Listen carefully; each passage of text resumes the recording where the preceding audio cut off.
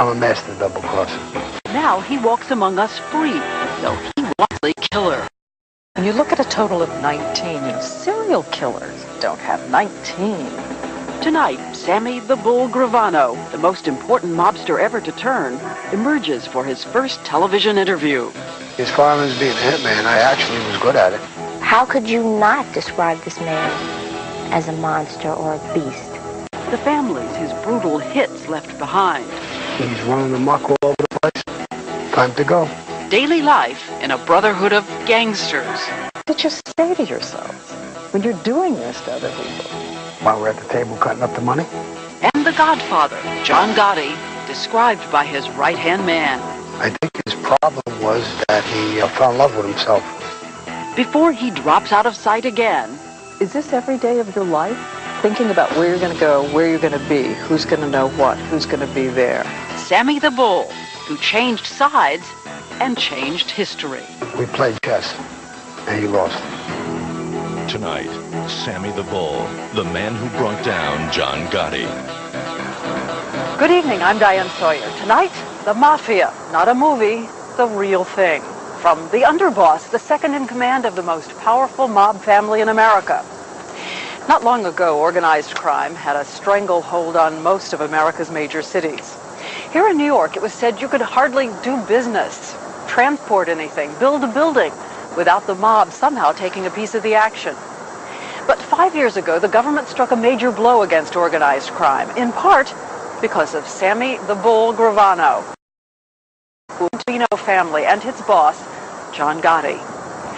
We should point out, we do not know where Gravano lives. We agreed to meet him at an inn in a remote valley in California. But as you'll see, amazingly, he's not in disguise.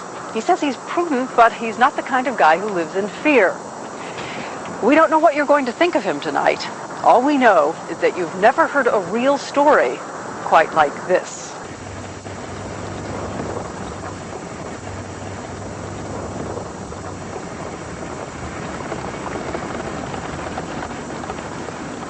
He is the government's prize witness, Salvatore Gravano, Sammy the Bull. For years, he has been living in the shadows, protected by the U.S. government from a long list of sworn enemies. You can relate me to a soldier in Vietnam who killed hundreds of people, maybe. I was a soldier of Cosa Nostra. I am a hitman. A hitman, the underboss, emerging for his first, and he says only interview before he retreats into the shadows for good. He agreed to talk on the condition that we provide former FBI agents for his protection and not broadcast until he had dropped safely out of sight. Here I am. The Mafia. They have said you are the single most important witness ever to testify against the mob. I think I am. So there's a word that you use for people who turn, right? Mm-hmm. Who cooperate. You trying to goat me into the word? Rat, is that the word you'd like to hear? That's the word. So are you a rat? I look at it as I was betrayed, I betrayed him. Double-crosser? Master double-crosser. John's a double-crosser. I'm a master double-crosser. We played chess, and he lost. Hey, John, you gonna beat it? John Gotti, boss of the Gambino family, the most powerful crime family in the country. The most glamorous mobster since Al Capone. Silver hair, expensive clothes, an all-American gangster flashing a smile while breaking the law. Power has a way where you can believe after a while you can walk on water. And I think this is what happened to him. At one time, Gotti was such a national celebrity that when he went to trial for multiple murders, someone played the theme from The Godfather while his supporters cheered. And in the old days, one man would have been right by his side. If you take notice in the videos, I'm always a step or two behind him. It's raining, I'm holding the umbrella. We go near a car, I'm opening the door. They were literal partners in crime. On the FBI surveillance tapes, you can hear Gotti over background music in the room, putting Sammy in control if Gotti's arrested. This is my wishes. That one of the Sammy, like I said, absolute bullshit. I can feel it. I don't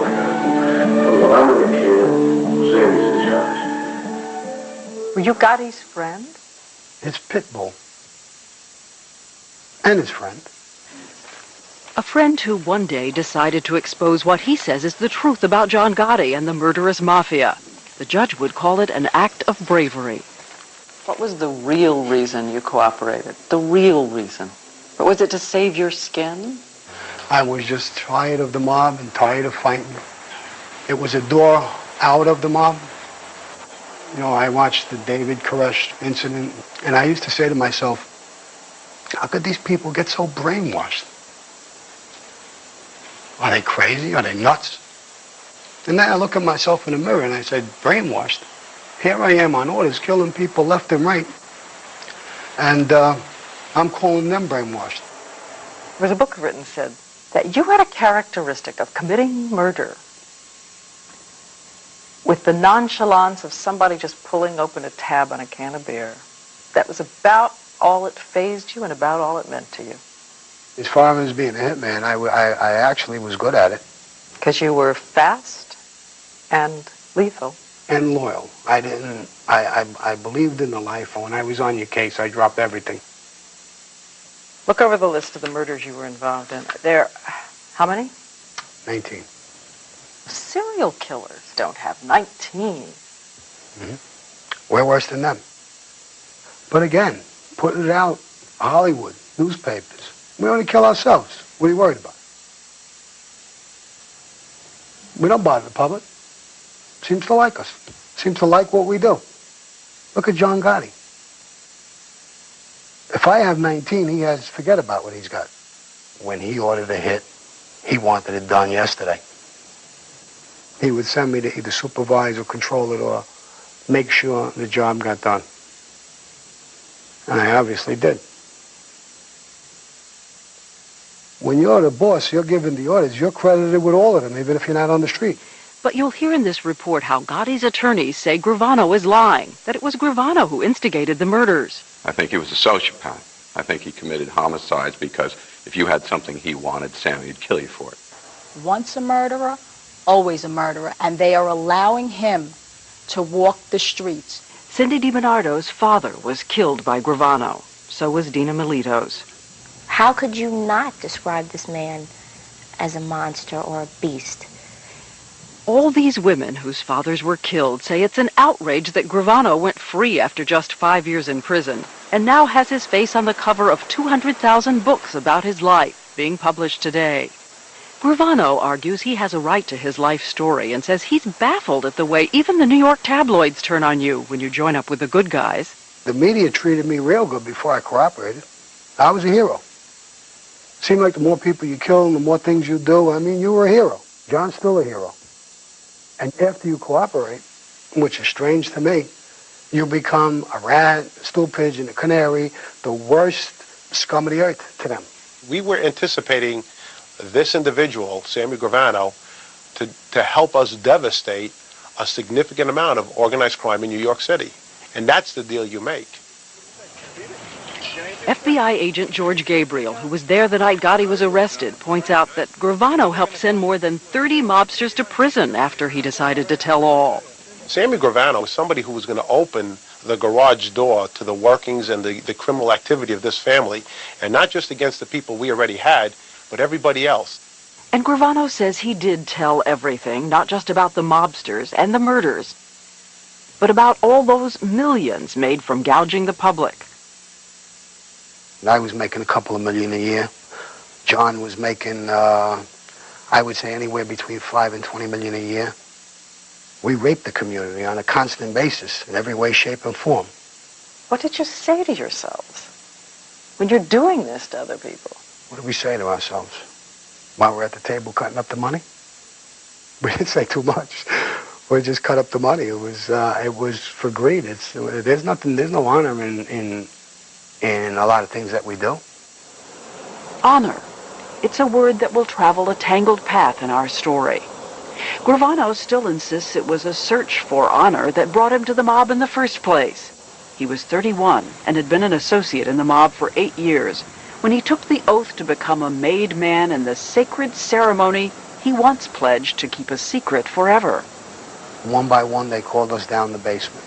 small little basement. It seemed to be real crowded, dim lights, real smoky.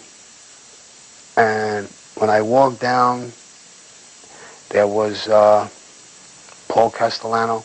Paul Castellano, boss of the Gambino family. And he says, if we ask you to kill for us, would you? I said, yes. And he asked me, what finger would you pull the trigger? And I pointed to my index finger. The words were simple, he says, to place the Brotherhood above government, God, and family. They tell you that day, if your son is dying in bed with cancer and has only got an hour left to live, if we call for you, you come immediately and leave his side. He says they pricked his trigger finger and put blood on the picture of a saint, which was set on fire in his hand. He just said, if you betray this brotherhood, may your soul burn like the saint.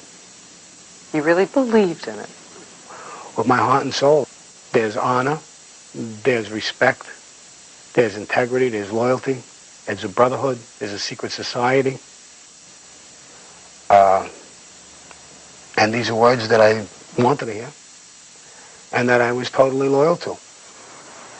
But 14 years and a lot of lives later, Sammy the Bull Gravano has betrayed that brotherhood, and the gangsters he once considered family have made him a marked man. I know the danger is out there. I know how they think. I know what they're going to do. I know their moves. I know them. I was part of them. Is this every day of your life? Thinking about where you're going to go, where you're going to be, who's going to know what, who's going to be there? I'm not going to worry about this every single day of my life. I'm not going to stay in Montana someplace, scared to death, looking out of the blinds. But if they walk in the door... And they have the gun. And they have the gun. I'm going in the box. Simple as that. By the way, Gravano told us that to become a made man means your father has to be Italian, and, he says usually, that you've participated in a murder. When we come back, how a kid from Brooklyn became one of the mob's most feared executioners and John Gotti's right-hand man. Sammy Gravano told us that a lot of members of the mob make it a point to read Machiavelli, the Italian analyst of power at any cost. Well, 5 centuries ago, Machiavelli said there are 2 ways to survive. Be a fox who recognizes traps, or a lion who scares away wolves. As a little boy growing up in an Italian neighborhood near here, Sammy Gravano may have been a little bit of both. In this house on a street in Brooklyn, Sammy Gravano grew up, he says, in a bedroom studded with photos of Cagney and Bogart. His parents, immigrants from Sicily, ran a small dress factory. What would your father have said if he had known that you were underboss of the Gambino family? I guess it would have broke his heart. Just like it would break my heart if my son or if my nephew or somebody went into the mob, because I know their destiny. I know what they're going to do. I know what kind of life they're going to live. They're going to murder their best friends. They're going to lie and cheat their whole life. Gravano says when his father told him about the guys in the slick suits hanging out on the tough streets of Bensonhurst, New York, the words he used were a mixed message. These were our protectors. We got to never inform on them or do anything to offend them. And we have to stay away from them. They're bad guys, but they're our bad guys. One day, some of them noticed a scrappy little boy. We had a few kids from around the corner. They robbed my bike. And I started fighting like crazy to get it back. And across the street, there was our local mafia hangout. And one of the guys rubbed my head and said, and he says, look at him, he's like a little bull, Sammy the Bull. And it stuck all my life. The troublemaking kid was held back in the 4th grade, again in the 7th, and kicked out of high school for breaking the principal's jaw. I have dyslexia, and I have learning disabilities, and I always had trouble with teachers, authority, school, and I thought I was really sick or demented or retarded. I don't know what I thought I was. And the kids ridiculed you? In the beginning, until I gave a few of them a beating. a good swift punch would stop that. I learned that real quick. But are you really saying you went into the mob because you had an unhappy experience at school? No. As I got older, and when I did finally go into the mob, it was for money. It was for greed. It was for women. It was for fast cars. It was being part of a society, part of a brotherhood. You were sent away for a while, right, to the Army? Yeah. By a judge instead of going to prison. When you came back, you were standing at a fork in the road. No, basically, I went right back to the old neighborhood, right back to the corner. I was doing loan sharking, stealing cars, doing burglaries, break an arm here, break a leg there. And 2 years in, the mob bosses asked for something more. 1970. You're what, 24, 25 years old? They tell you to kill someone. Did you think of saying no? No. I knew that this was part of life, and whatever I was asked to do for the family, to benefit the family, I would do. But this is murder. I knew sooner or later it would come, that question would come. The target, Joe Colucci, a 26-year-old bricklayer, a friend. Gravano says it was all part of a mob-related love triangle. What, there was a great deception involved with it, too. You had to take this guy to dinner. You had to lure him into the trap. Right. That's the way we killed in the mob. We were all out drinking together. And at the end of the night, on the way home, I got in the back of the car, and when we pulled away and we went down the block, I shot him in the head. Twice. The body was thrown out of the car on a quiet residential street, where Gravano shot him 3 more times, in the back. The next morning, police were knocking on our door, and, they told me my brother was murdered. Jackie Colucci, Joe's little sister. I couldn't imagine who would want to kill him. He was with Sammy that night, but we didn't know, and we didn't find out until 22 years later. I remember something that surprised me, that I had no remorse at all. None. I didn't feel sorry for him in the least. I felt power. I felt like my adrenaline in my body went completely out of control. You were excited by it? I guess it's like an animal going after its prey. One of these days, I hope that he's the animal and there's somebody else who's the hunter. The shooting barely made a headline in New York City. But back in the neighborhood, the news traveled fast. Everything started to change. I would go to the same club or disco and got online. And before you know it, bouncers, the owners came out and, Sammy, no, you don't have to wait online, so you just come right in. And you were a player. I was out of the minor leagues. I was in the major leagues. As Gravano's reputation in the mob rose, so did that of another young star in the Gambino family, John Gotti, who had already served time for a murder. Gravano says they first met at an after-hours club amid music and gambling. And I says, how you doing, John? I hear a lot of good things about you. He says, yeah, Sammy, me too, Did he make an impression on you? Did he have something? Sure. He was flamboyant. He seemed smart. He seemed nervy. He's a tough guy in the street. And meeting him, he's a good-looking man. He's got charisma. He's got personality. He impressed me a little bit. Over the years, Gravano became known as a hitman's hitman. He says after the first time it wasn't him who pulled the trigger. On every hit there'd be a trigger man, a cleanup crew, and Gravano says he would choreograph. And what did it take to get killed? He says sometimes it was betrayal, sometimes just insubordination. This Louis DeBono you're talking about, he's a made guy. He knows what he's doing. He's not showing up when the boss calls him. He robbed us in business. He's running amok all over the place. Time to go.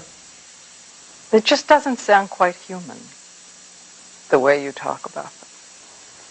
What would you want me to do? How would you want me to talk about it? Well, suffer. I guess I did that. It's not for you or the public. to want to see me suffer or do things or whatever. One of the guys had been your oldest friend. Yeah. And you felt nothing then either? Oh, absolutely felt something. Tore me up. But you wanted to be there. Oh, yeah, absolutely. Why? Why? Because it's somebody who was real close to me and somebody I loved, and I would want to be there. And I would want it to go right. I would want it to go painless, unexpected. Louis Melito, Gravano's best friend, and Gravano says partner in the crime business.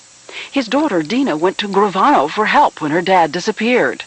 I said, Uncle Sammy, I didn't talk to my father in 2 days and he didn't go to work. There's something wrong. He said, why do you say that, Princess? I said, because that's not my father. I said, and there's something wrong. And he said, don't worry, I'll find your father. Don't worry about a thing. I mean, in retrospect, the man had my father killed 2 nights before. But he really, looked me in my face. Gravano says Melito was shot twice in the head and never knew what hit him. His body was never found. He also said of the death of your father that it killed him inside. What, when he put a bullet in my father's head? And that he wanted to be there to make sure there was no pain. Oh, how nice of him. I knew the wife, I knew the children, and I tried to help the family, but this is the life. He's in the life. He played the wrong cards. He double-crossed us, and he lost. He said that my father may have played the cards wrong, but boy, he was quick to take my father's companies and my father's money. That he was quick to take. He did not have the brain capacity Right. to go out and earn money. So he had to take what other people The only have thing he earned. knew how to do was use his 2 hands to murder people. Period. The end. But does it matter that the murdered fathers of all these women were involved with the mob, according to the FBI? Agent George Gabriel. They were mobsters. They knew the rules.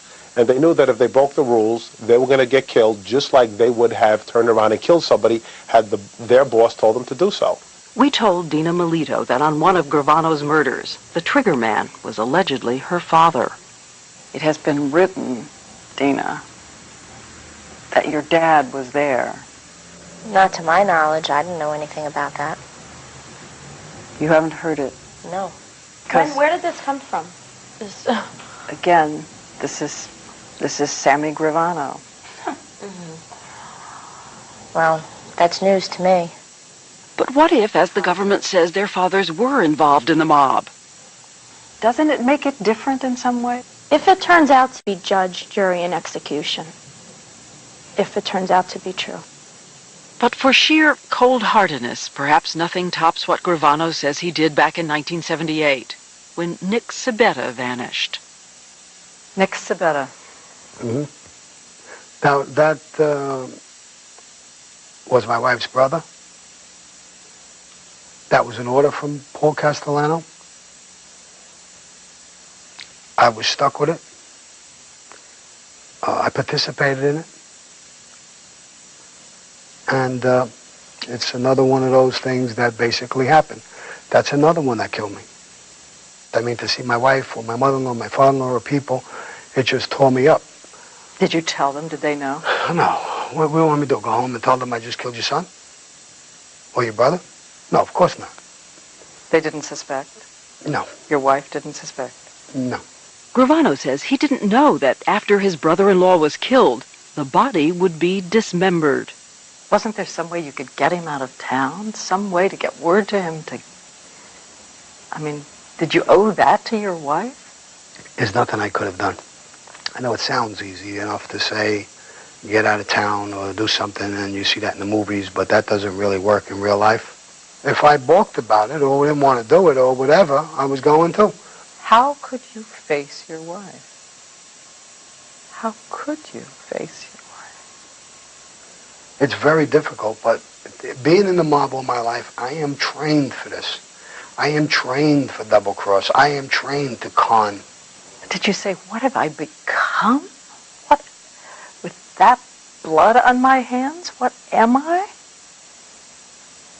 I'm a gangster. That's exactly what I am. television Sammy Gravano's account of the stunning hit on his own godfather, the king of the mob in New York, the legendary Paul Castellano. They were told, kill them. And if it means you have to die there, then die there with them. Die there in a gun battle with the cops. Do not back off of this hit. There are 26 mafia families in the country, the rules set by a commission of bosses who divide up the territory. To get an idea of what's at stake for all of us, a presidential committee's report estimated in 1988 that the mob took in $30 billion a year in tax-free money. The report says the 5 families in New York jack up the prices on construction by 20%. At the center of this, Sammy Gravano, who ran construction and concrete for the Gambino crime family. I literally marvel at the sight of Manhattan when I see it because I controlled it. I literally controlled Manhattan. When I see it at night, those lights and everything about it, I think of Donald Trump and Tishman and everybody else who couldn't build a building if I didn't want to build it. That got me off. Plus, I made a lot of money with it. But to get control, Sammy Gravano says he and John Gotti would have to trade in the rules of Cosa Nostra for the law of the jungle. By 1985, he says, they decided to move on their own godfather, the Gambino family boss, Paul Castellano himself. Paul Castellano, what was the problem? There was a lot of problems. I mean, Paul Castellano wasn't a gangster. He was a racketeer. A gangster is a guy who is real tough. He's a street guy. He's a street hoodlum. He's a gangster. The other guy is more polished. He's not as tough. He's not as dangerous. He says Castellano wasn't really a mobster. He spent his time reading the Wall Street Journal and lining his own pockets. And even at a gathering of his top gunmen, praising the cops. And he says, you want to know who the real tough guys are? The cops. They go on domestic violence beefs. They don't know what they're going to run into. I mean, this is not something that you would tell your top hit teams in a family after sending them on work every time you want somebody whacked out. Gravano says the final straw was what happened when some of Gotti's crew got indicted for drug trafficking. Castellano was reportedly furious that they had broken the no-drug rule and that they'd gotten caught. Everybody's afraid that Paul was going to move against Gotti and his crew. Gotti, he says, decided to strike first, turning to Sammy the Bull for help.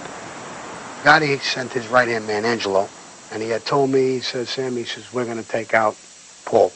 But this is a complete violation. Complete violation of our rules and oath and everything else. He says it took 7 months of careful planning. The hit would take place at Sparks Steakhouse, a restaurant in busy Midtown Manhattan frequented by Castellano. The killing was planned for December 16th, 1985, less than 2 weeks before Christmas. How many people did you get together to do this? 11. Well, there was 11 of us. To throw off witnesses, Gravano says the gunmen were all dressed in white trench coats and black Russian hats. They were told, kill them. And if it means you have to die there, then die there with them. Die there in a gun battle with the cops. Do not back off of this hit. What about innocent bystanders, people coming down the street? They wouldn't be hurt unless they interfered with it. And then they're not an innocent bystander anymore. I had a .357 Magnum, and anybody who would interfere with the hit team, I would take them out. And there's that whole myth that we only kill ourselves. That shoots that in the ass a little bit. Gravano reveals what he says really happened that day. He and Gotti were sitting in a car parked just a block away from the restaurant. 5:20 p.m., rush hour, a Lincoln with Paul Castellano and his driver, Tommy Bellotti, unwittingly pulls alongside us, startled Gotti and Gravano. And I said, John, they're right next to us. And I told John, if he turns in our direction, I'm going to start shooting right here and now. The light changed. I was on the walkie-talkie. I said, everybody get ready. They pulled in front of Sparks. They parked the car. As soon as Paul opened up the door, I saw them white jackets all surrounding the car. They were shooting Paul. Tommy was actually watching Paul being shot thinking which direction that he would run, probably. But part of the hit team was across the street, and they came across and shot him in the head a bunch of times. And we pulled next to them. I put the window down slightly. I told John, he's gone. What did you and Gotti say to each other? Really not too much. It's not like football. We didn't get up and give each other high fives or anything like that. It was one of the biggest gangland murders of the century. This afternoon, police say that Paul Castellano, the reputed head of the Gambino crime family, and another man were shot and killed. They said it was for family only. The wake tonight for Big Paul Castellano. Gotti allegedly wanted to show his respects by coming here, but instead preferred to stay away because of all the undercover cops in the area who would like to talk to him about the murder of Paul Castellano. I mean, it glamorizes him in the paper like he did the whole hit and what he did. The reality is that he was a driver. My driver. It would be years before anyone would be arrested for the Castellano murder. In January 1986, John Gotti, a street guy from Queens, was elected boss of the most powerful crime syndicate in the country. John Gotti has succeeded Castellano as head of the Gambino crime family. Attained overnight fame as the man said to be the new godfather. At the beginning when Gotti took over, did you think you'd done the right thing? Yes. And really put the gangsters back in charge? Put the gangsters back in charge, and we were going to change it around and make it what Cosa Nostra is supposed to be. We're supposed to mean. Did he really know how to run things? Oh, he's smart. There's no question. John Gotti was now the CEO of a giant crime corporation with more than 2,000 members and associates and millions in illicit revenues. The captains, Gravano says, passed on up to 80% of their take to the boss. We had 21 captains, the Gunzlier, made members, and how did it work? associates. Each of them gave him something, right? Well, each person gives to their direct superior, their boss. So you were giving him like $100,000 a month? I think it's more closer to $2 million a year. But, yeah, anywhere from $1.2 million to $2 million a year, something like that. And how far did your tentacles reach in the businesses of the city? Everything. You name it, we did it. Wherever we can put a situation together that inflates the price and we can have a skim from that. The mob was that powerful in New York that it controlled everything from what you eat to where you live to what you wear. Absolutely. To how you travel in the city. Everything had a tax on it from the mob. Just about everything I could possibly think of. It was, Gravano says, a complex interaction of legitimate businesses like concrete and construction and criminal methods. Sometimes they just make sure their guys got the bid. Sometimes they got kickbacks from other people's work. They did it, he says, by controlling many of the labor unions, from the garment industry to garbage hauling. You're talking a lot of money. You're talking a lot of industry. I mean, they take over an industry, they put their people in business, and free enterprise goes out the window. The families were able to shut down job sites, to control the price of concrete, to control who picked up waste, to control who got deliveries or who didn't get deliveries. If we wanted to stop a project, we can just go right to the Teamster foreman and just say, run this by the book. Every truck that comes in, check his tires, which is all union rules. Check if he's in good standing with the union, if he's up to date in his dues. That truck could sit there for an hour. But by the end of the day, there'll be 40 trucks, 50 trucks online to get in. They can't get in. So we'll slow that project down. We'll destroy it. He says sometimes fear alone would get the job done, but sometimes greed would help. Gravano says they'd negotiate and then enforce industry-wide prices. When you went to a big bakery, for instance, and said, okay, your bread is 30 cents a loaf. We're going to make it 50 cents a loaf. We only want 3 cents a loaf. So you're going to make a big profit. So it's more of a negotiation. So that if you can get everybody to raise the price together, then everybody's going to benefit. Everybody but the public. The ultimate control is through fear. The ultimate control is the belief by victim companies or victim individuals, that if I don't comply with their demands, or if I don't comply with what they want me to do, that ultimately they have the power of life or death over me.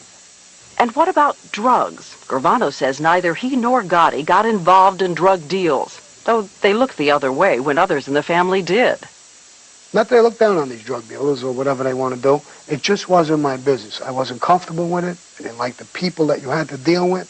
But you really want me to believe that with all that money out there in drugs, that you turned away from drug money? You really want me to believe that you had compunctions about the people? It's a dangerous backstabbing business. So it's not like I'm trying to stand on my high horse that I didn't do drugs. I just didn't do it because I didn't like it. I made millions in construction and shellacking and not all that heat. Is there ever enough, though? Well, yeah, it was for me. It was enough for me. I had a house on Staten Island, worth about $500,000. I had a horse farm, a 30-acre horse farm in New Jersey. I owned the office building where I was in. By now, Gravano and his wife Debbie had 2 children. He told her he was in the construction business. Don't ask, don't tell. It was a close-knit family, he says, traditional, living in separate but parallel worlds. When my wife takes me to this house and she says, I'd like to have this house, I'm looking at it as a hitman to kill the person who walks out of that house or into that house. And that's the way we go shopping. She looks for the furniture, I look for the hit. If you question Gravano's story about the mob and the unions, you might want to know that 5 Teamster officials were eventually convicted. As for John Gotti, even though he was convicted of the murder of Paul Castellano, his lawyers say he's not guilty, and that Gravano's story is preposterous. More of Gravano's interview in a moment. But for those of you who've been asking about the Mafia and the movies, I love The Godfather.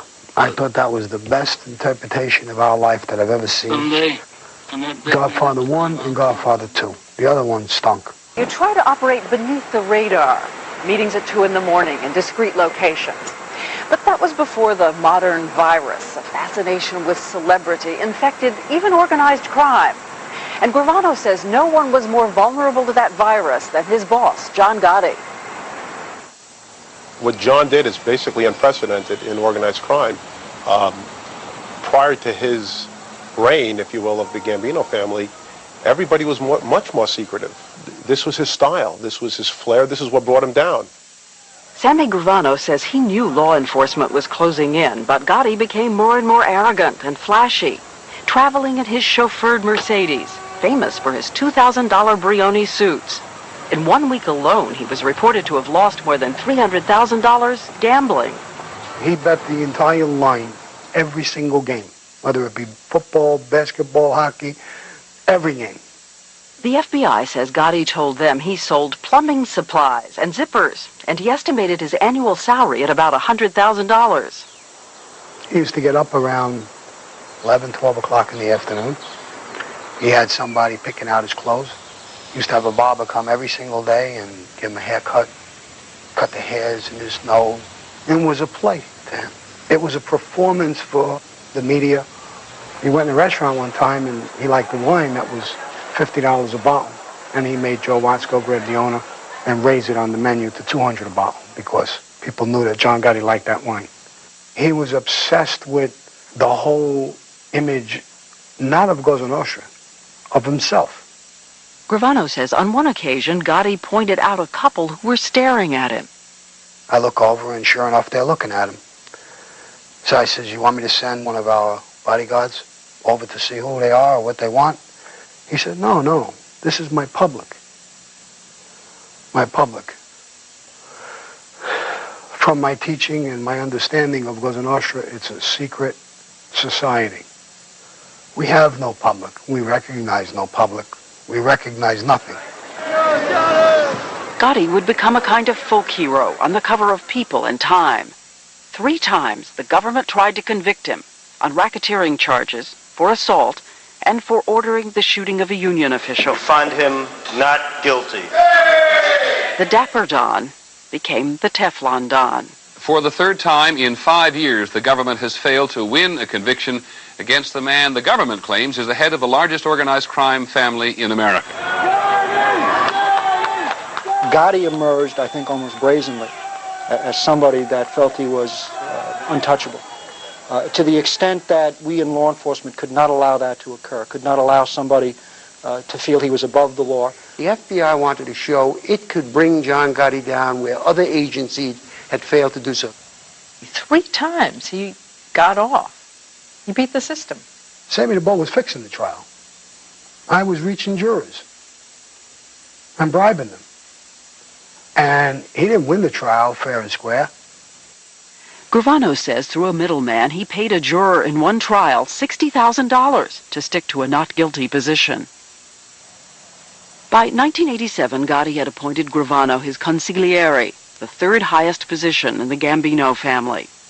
But Gravano says he was unable to convince Gotti that his high profile was putting everyone in the family at risk. Gotti loved the spotlight too much.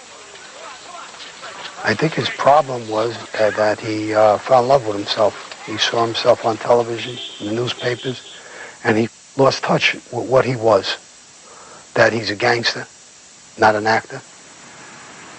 But by 1988, Gotti did have a starring role in the FBI's latest surveillance video outside Gotti's hangout in Little Italy, the Ravenite Social Club. Down the Ravenite on Mulberry Street, every captain, every maid guy in the family was to report there every single week. No boss ever made the whole family show up at any one place in plain view and plain daylight. The mob doesn't work that way. They don't show up all at once and make life easy for us, which is what they did. I mean, nobody liked this. I don't think too many people had the courage to tell him to his face. And I would tell him, John, there's the whole government sitting outside the club. There's news people. All these people running around outside. What are we doing here? Why don't we meet 2, 3 o'clock in the morning and try and evade some of this stuff? And he would just shut you up and say, no. I'll show you. Watch. I'll show you how to beat cases. I'll show you how to do it. He showed us real good. By the way, that juror Gravano said he bribed to help John Gotti, he was eventually convicted of obstruction of justice and sentenced to 3 years in prison.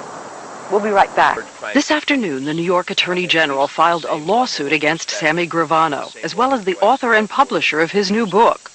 The state believes Gravano has been paid for his story and is seeking to freeze that money so that the victims of his crimes can go after it. We're saying, show me the contract. And that very simple request has been denied. So it leads us to believe that the problem that we can't see the contract is because the contract clearly states out the terms of the deal that results in Gravano profiting from this book. Gravano has refused to discuss whether or not he's receiving money for the book, but says he'll fight the case to the Supreme Court. Of course, in order to subpoena him, they'll first have to find him. Our portrait of Sammy the Bull Gravano, the man who brought down John Gotti, will continue tomorrow night at this time on Turning Point. Here's a preview. Tomorrow, the mob trial of the century. John Gotti was more popular than the President of the United States. The FBI tapes that helped seal Gotti's fate. Along with the betrayal by Sammy the Bull. What was the real reason you cooperated? The real reason? The intrigue and alleged murder plot. Does Gotti know this? No. He's going to find out with this interview. Described by the mobster who, thanks to the government, has a new face. I wasn't always this beautiful, to tell you the truth. And a new life of freedom. You got a real cushy deal. Sammy the Bull Gravano, the startling conclusion, tomorrow night on Turning Point. So be sure to watch Turning Point tomorrow night at 10 o'clock, 9 Central. And that's our report for tonight. Don't forget Nightline after your local news. I'm Diane Sawyer in New York. Join us again next Wednesday evening for another edition of Primetime Live. Tonight, our exclusive story of betrayal in the Mafia continues. I told him, I agree with you. He's got to go. We'll kill him. Last night on Primetime, we introduced you to one of the mob's most feared executioners. As far as being a hitman, I actually was good at it. He's confessed to 19 murders, including his best friend. I knew the wife, I knew the children, but this is the life. He betrayed us, and he was killed. And he told us about the John Gotti he knew, his boss, the glamorous Godfather. I think his problem was that he fell in love with himself.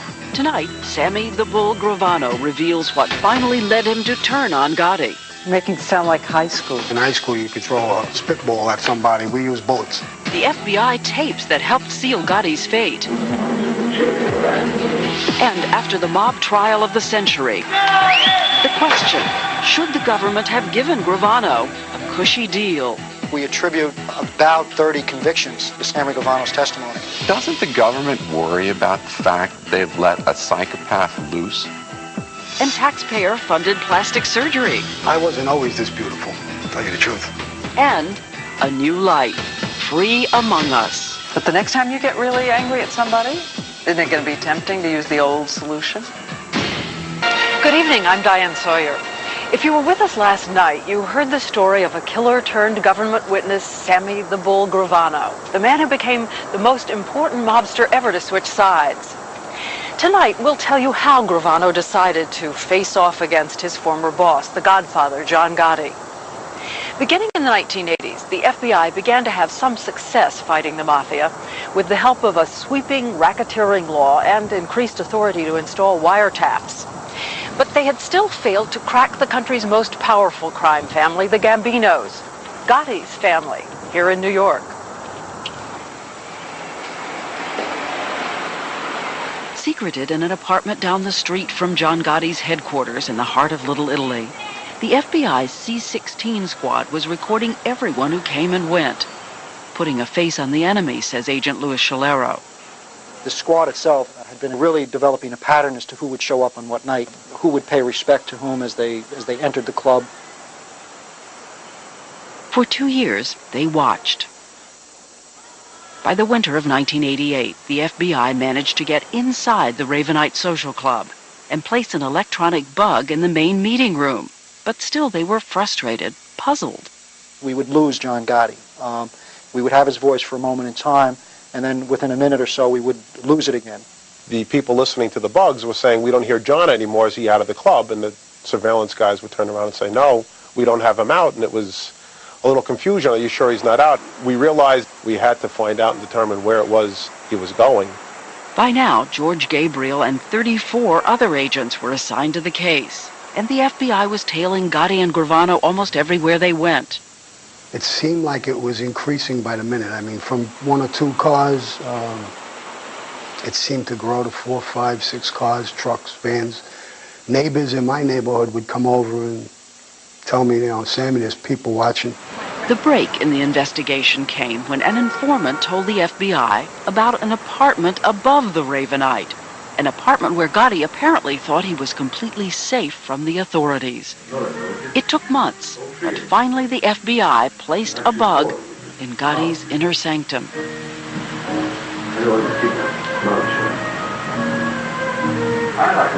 It was the Godfather, uncensored, using words he would always disavow in public. Cosa Nostra.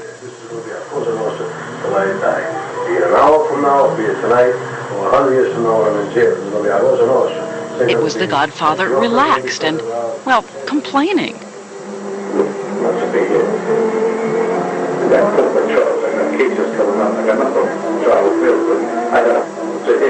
And then, through the music, in the same tone of voice, it was the Godfather talking about murder. I knew why it was being done. The conversations were very direct. They were not guarded, talking about Cosa Nostra in terms that I'd never heard before. I whacked him. I had him killed. On one day, December 12, 1989, Gotti talks about not 1 but 2 murders and appears to be plotting a new one.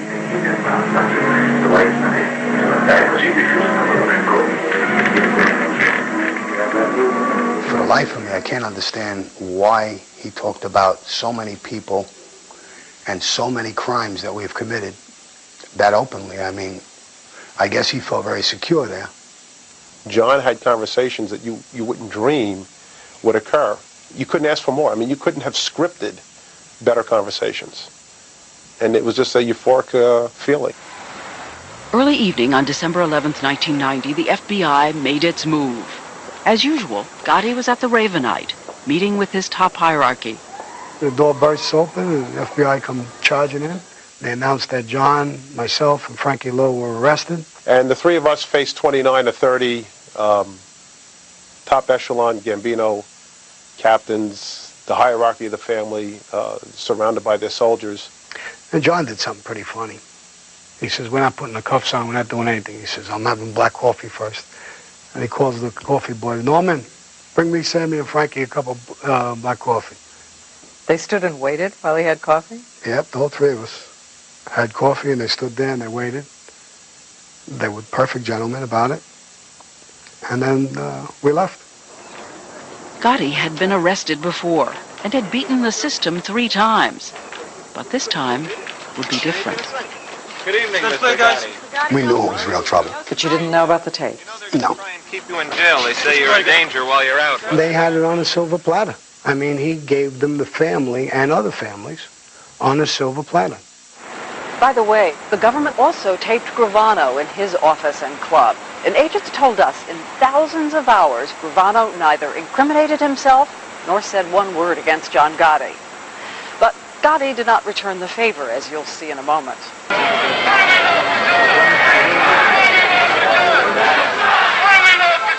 Outside the federal district courthouse in Brooklyn, supporters of John Gotti turned out in force. The theme from the film The Godfather could be heard amid the chanting and the crush of photographers.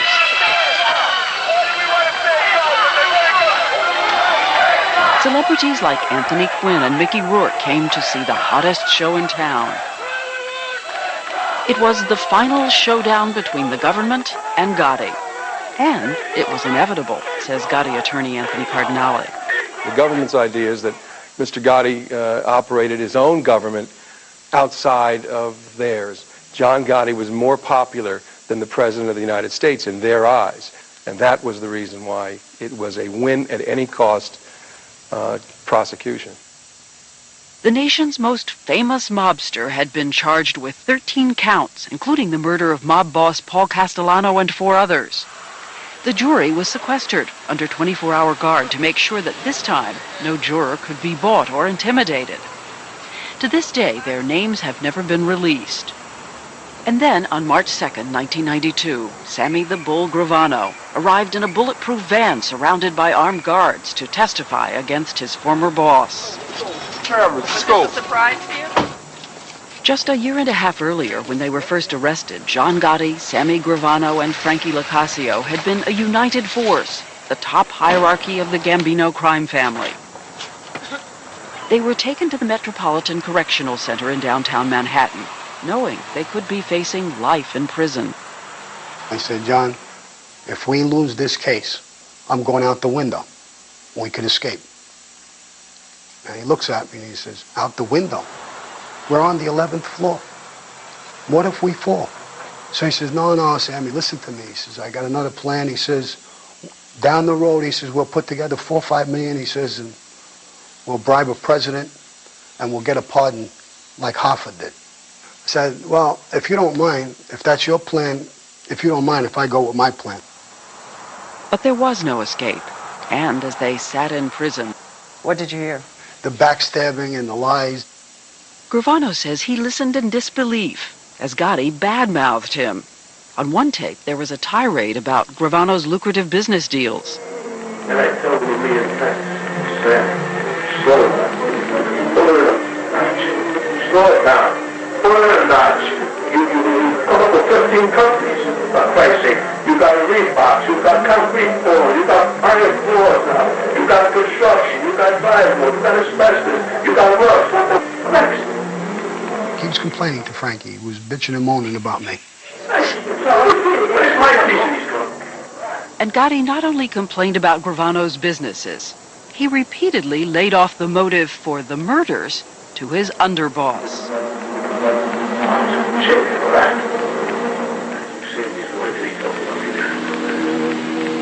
And you sensed he was going to blame the murders on you?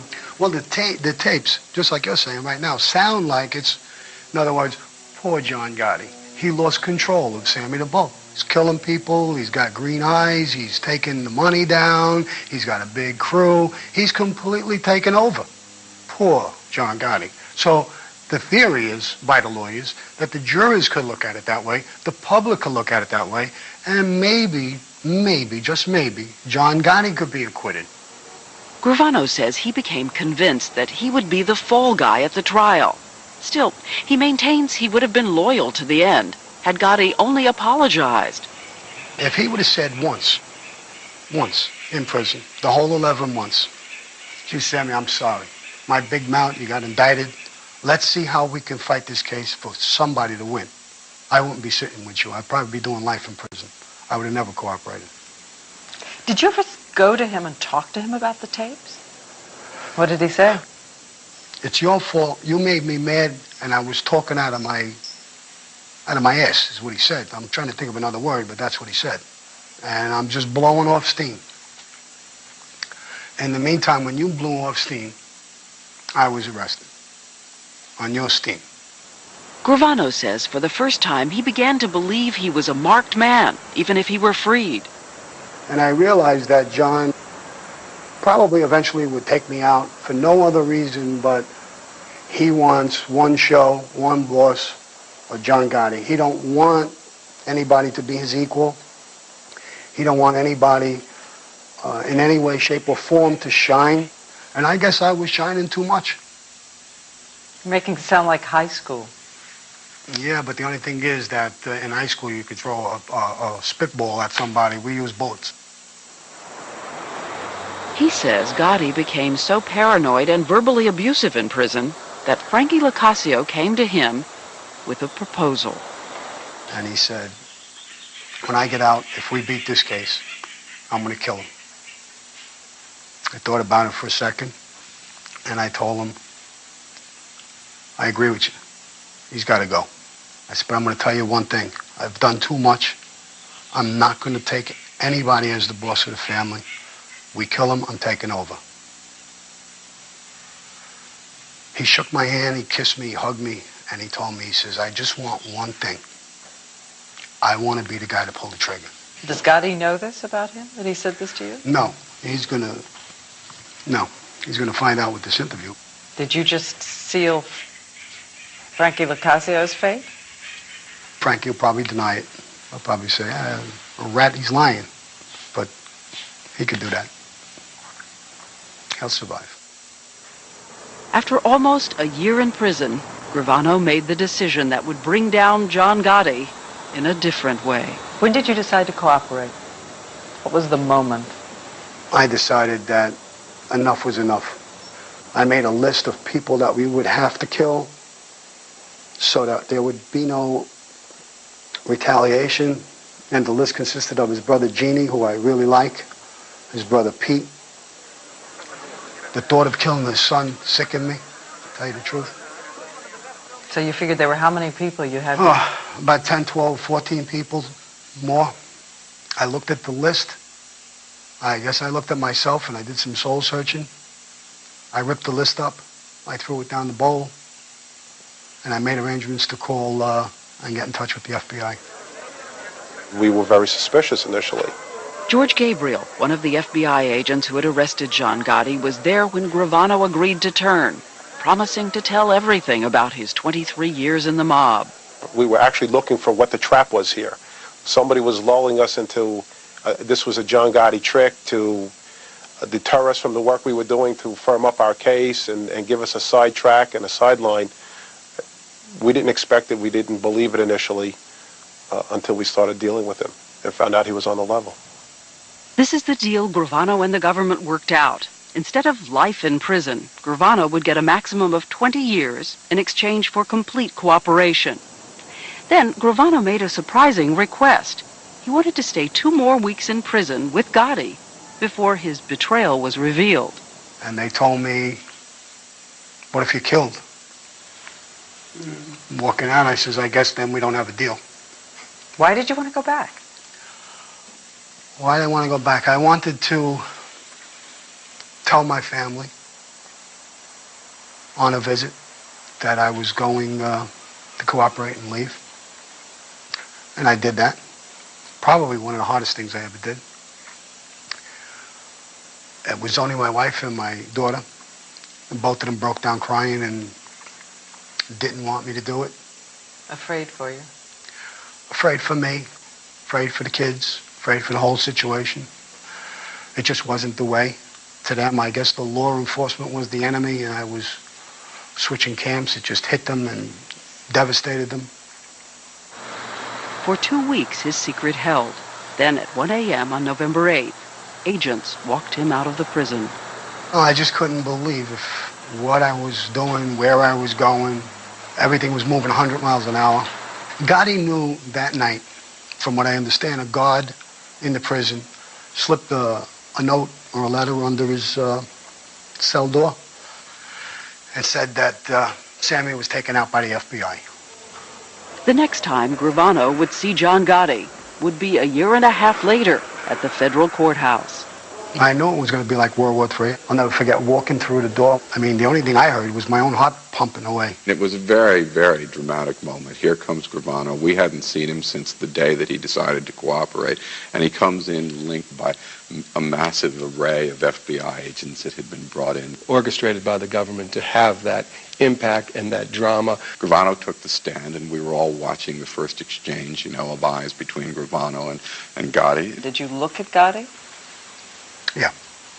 He had this icy glare that he was staring at me to try to, I guess, intimidate me with. It didn't work. We growled at each other a couple of times during the trial. We know what we want to do to each other. I mean, it's clear. For 9 days, Gravano mesmerized the court with his stories of the mob and murder and his interpretation of the tapes.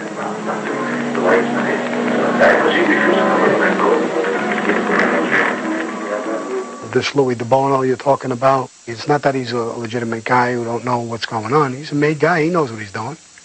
He's not showing up when the boss calls him. It's a lifestyle, and these are the rules and regulations you live with.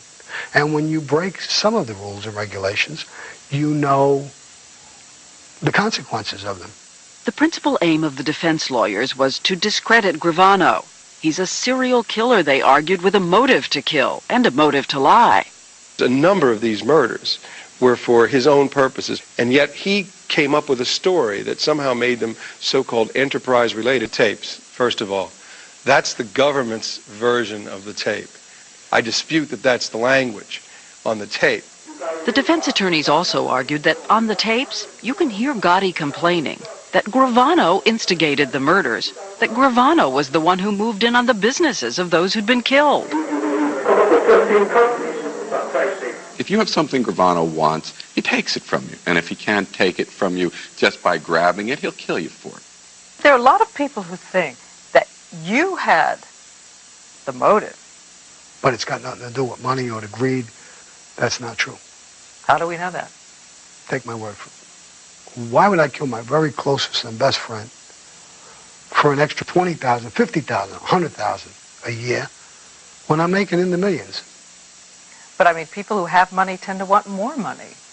But they don't always kill their partners, and I wouldn't kill my partner for that.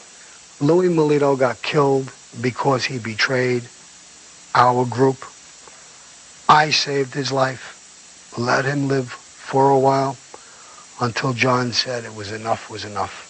How many of the 8 murders that Gravano says he committed while he was serving under John Gotti as boss of the Gambino family, how many of those would you argue that Gotti approved? None. None. Well, so therefore, are you saying that Mr. Gotti was too weak to stop his the main problem is right-hand man? The activity took place well before his introduction or involvement, if you will, or friendship, if you will, with Mr. Gotti. Well, 8 of them took place after Mr. Gotti became the boss of the Gambino family, according to published reports. But the problem is that we're lawyers. We deal with whether or not the government has met their burden of proof in a courtroom. We really can't get into these other issues. If Sammy Gravano was this wild, ruthless killer, John Gotti would have had him killed. John Gotti would not allow anybody in his family to break those rules and go around killing people and be this vicious animal that they tried to portray him to be without killing him himself. It would take the jury less than 2 days to bring in a verdict. On April 2nd, 1992, John Gotti was convicted of racketeering and murder. The reaction outside was mayhem. Gotti supporters overturned cars, smashed windows. I said it in the court, I say it here. Our country is sick to the core if it is willing to pay for testimony by literally absolving a person of 19 confessed murders. My father is the last of the Mohegans. They don't make men like him anymore, and they never will. The Teflon is gone, the Don is covered with Velcro, and every charge in the indictment stuck. When did you hear about the verdict? I think the day it happened. Did you feel pleasure? No, not at all. Not at all. What was it? Total disgust of everything. My life, their lives, the mob. This is the end result of everything.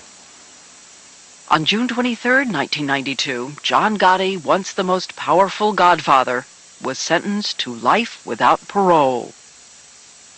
I think history will show that he took down with his mouth, hair for the mob, and his flamboyant style. Wait a minute, he took down with his mouth? Yeah. I'm sitting with Sammy the Bull Gravano here.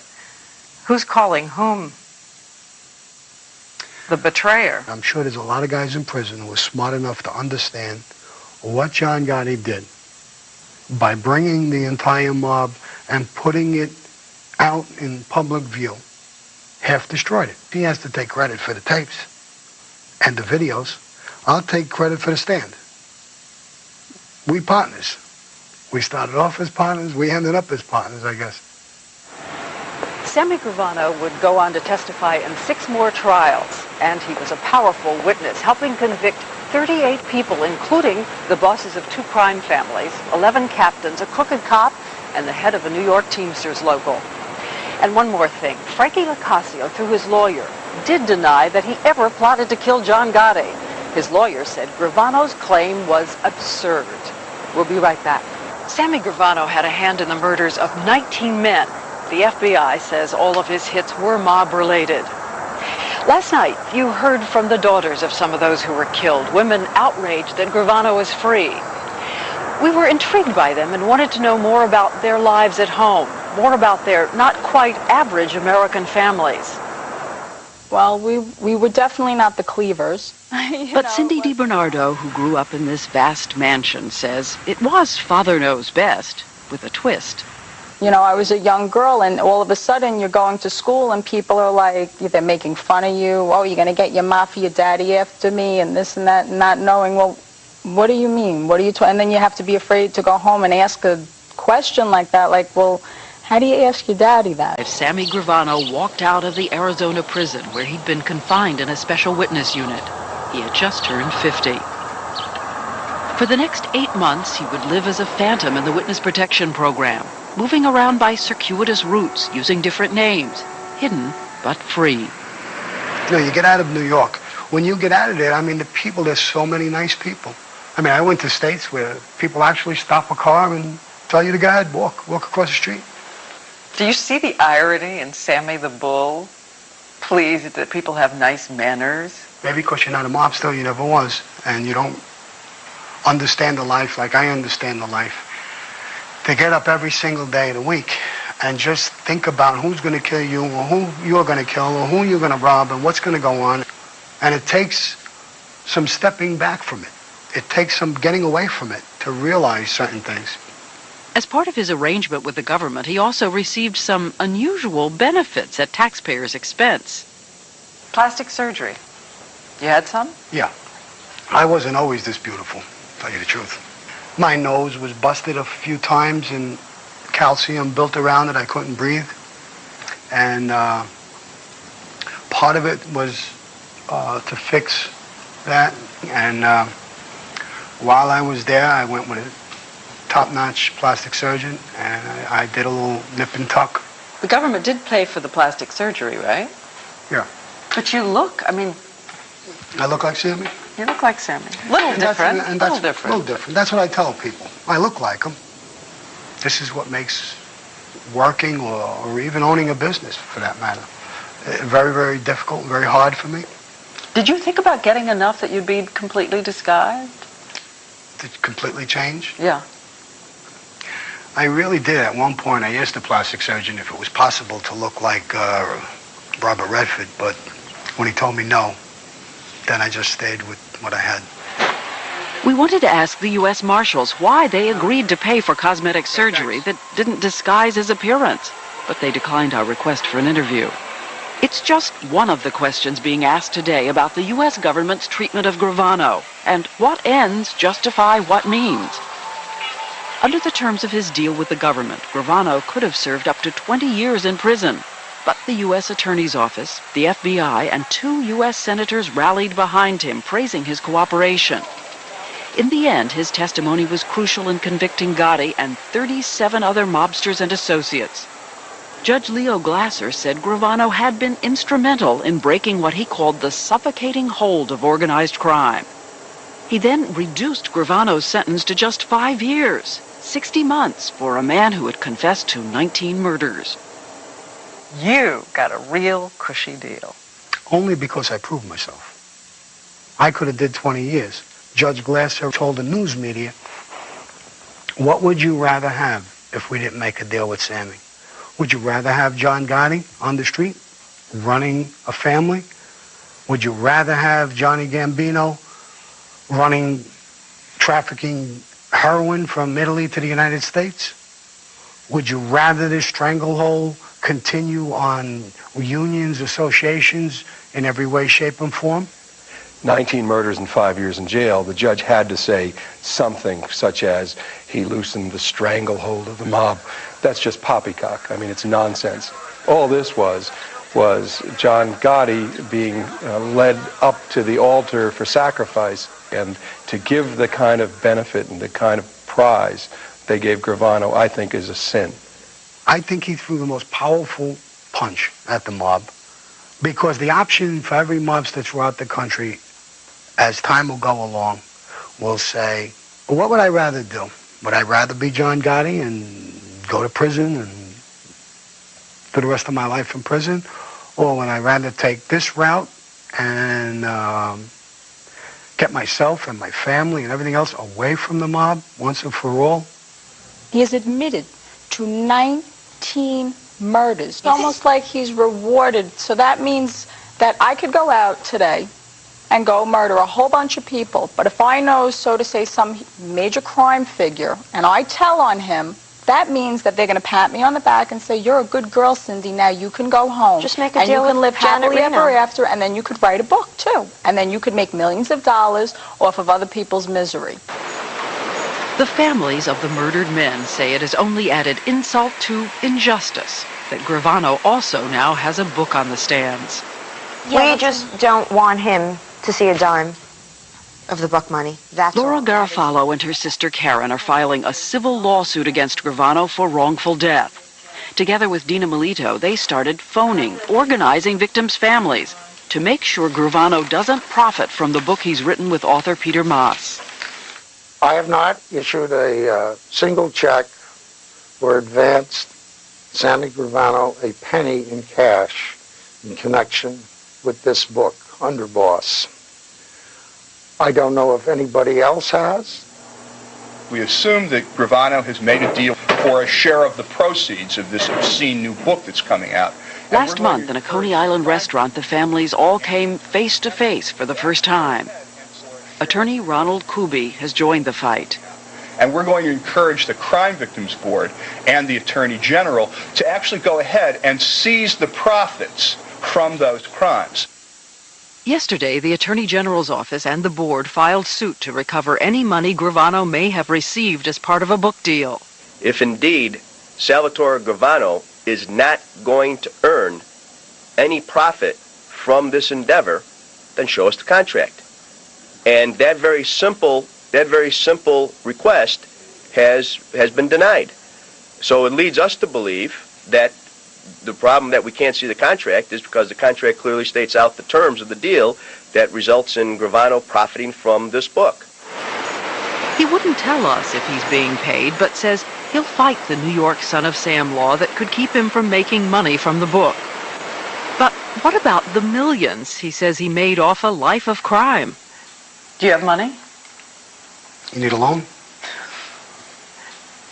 How much do you have? I have a few dollars. $8 million, I read in the paper. Well, that's not true. That's not true. I don't even know where to get these stories from. But they let you keep your money. It's not that they let me keep my money. Nobody ever, when I was indicted before I cooperated, they indicted us for crimes. Nobody was looking to take our money. Why would anybody look to take my money now? Nobody's taking John's money. He's in prison. Nobody's going after his money. Why should they come after mine? Did you bring down the mob? I think I exposed the mob more than anybody has ever exposed the mob. A lot of obituaries being written for it. Are they too soon? I think so. You'll never eliminate it. No. I don't think so. As long as you have greed and power, and I don't think you'll eliminate it. The only thing is, I think you'll put people into play who don't have the heritage. They're not being schooled by the old-timers anymore, I don't think. They're more into not even dealing drugs, but taking drugs, using drugs. You know, this is the complaint about no family values. Yeah, it is. You run amok with no family values. Since Sammy Gravano turned in 1990, the government has continued its assault on organized crime in New York, moving to clean up the garment and waste carting industries, the fish market, the convention center. And in the current disarray, older mobsters are said to be going back to the streets to concentrate on gambling, loan sharking, bookmaking, and narcotics, while the younger, sharper soldiers are said to be getting into white-collar crime, mail fraud, phony mortgage companies, over-the-counter stock scams on Wall Street. And of course, new members continue to be inducted. As for John Gotti, he has been trying to get a new trial claiming Sammy Gravano lied on the stand, a charge Gravano denies. And last week, Gotti's fourth motion for a new trial was denied. Hey, John, you beat it this time! Attaboy! John Gotti, the boss of the most powerful organized crime family in America, is now serving life without parole. Gotti is kept in a tiny little cell. It has no chair in it. It only has a bed. He's in there 23 hours a day.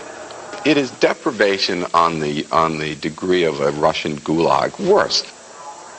He's allowed out of his cell just 12 hours a week. Visits are through plexiglass. His wardrobe now prison-issued khakis. We're told by his attorneys he does 1,000 push-ups every day. If the government was thinking that if we sensorily deprive this man, if they thought that was going to break him, in fact, what it has done, it has made him much stronger. I've never seen anything like it. We go to see him. He cheers us up. You sorry about him? Does he deserve it? What do you think after what we did? What do you think? As far as society is concerned, we all deserve it. While Gotti is officially still boss of the Gambino family, 33-year-old John Jr. is reportedly acting boss. News reports say John Gotti has sworn to avenge his father on your head, John Gotti Jr. I guess that's the way he would feel. But we're not talking about a boxing match. If he finds me, somebody's going home in a body bag. Maybe me. We'll see. That's preposterous. No one's going to come after him. Indeed, I can't imagine a sillier thing for someone to do. If Gravano got hurt or killed tomorrow, who's the first guy they're going to blame with it but John Gotti? If Gotti's not after him, what about the friends of Frankie Locascio, who's serving life without parole at a prison in Terre Haute, Indiana? Or the dozens of other captains and soldiers of Cosa Nostra also in prison because of Sammy Gravano? Obviously, Sammy is at a great deal of risk, beyond which we're not going to comment. Sammy still, is out there, and we're not going to comment beyond that. The FBI C-16 unit now operates out of this office building in Queens.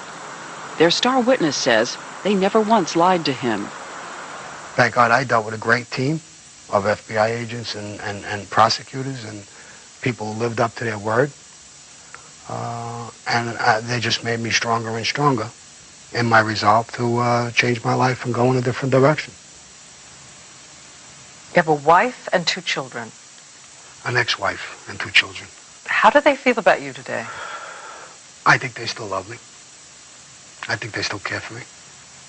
Are you in contact with them? I call on occasion to see how my children are doing. They didn't come with you into witness protection? No. She made a decision as a mother to stay with her children. And his wife must also live with something she only learned in recent years, that when her brother was brutally murdered, her husband was there. I think she was in a little bit of shock over it, but she really didn't say too much about it. A little bit of shock? Mm-hmm. Yeah. I think Gravano is going to return to a life of crime. I think the seeds were planted before he left, and I think he has everything mapped out, and as soon as he is no longer the centerpiece of media attention and his book has reaped what other benefits it gives to him, that Gravano will be back to his old trade. And the scary thing is that he's got a lifetime pass, in my view. The government's going to be hard-pressed to bring this maniac back into court, and because it's an admission, hey, we screwed up. After less than a year in the witness protection program, Gravano opted out. You can't be in touch with anybody. There's certain rules and regulations that I don't want to live with. I didn't even want to go in the witness protection program from day one. When I was sentenced, I wanted to come out of jail and just go about my life. The government sat me down in meetings and literally almost begged me to go into it. What do you do now? What is your life now? I still work out, I jog, I lift some weights. You don't use your real name? No.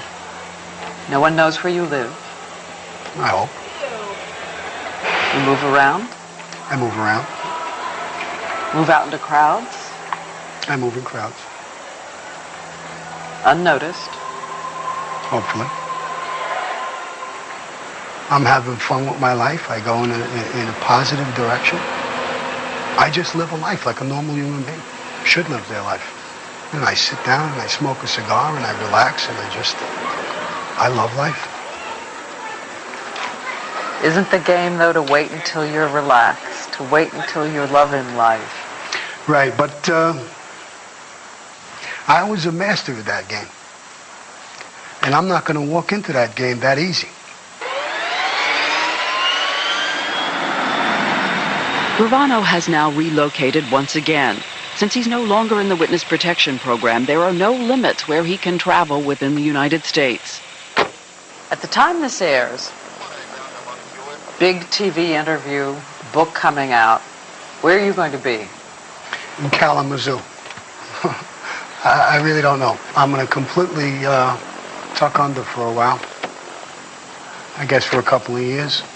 And I'll just live my life behind the scenes and just watch it all go by. But the next time you get really angry at somebody, isn't it going to be tempting to use the old solution? That's what brought my life to a disaster in the first place. And you don't think I'm stupid enough to start doing that again? No, I am Sammy the Bull I was at then. I am now. I'm basically the same person, but I've changed direction. And if I got mad at somebody, I would just walk away, just leave them. I'm freer now, I think, than I've ever been to kill somebody. The only way you can put me in that situation is with the hit. When they come, it's going to be me or them.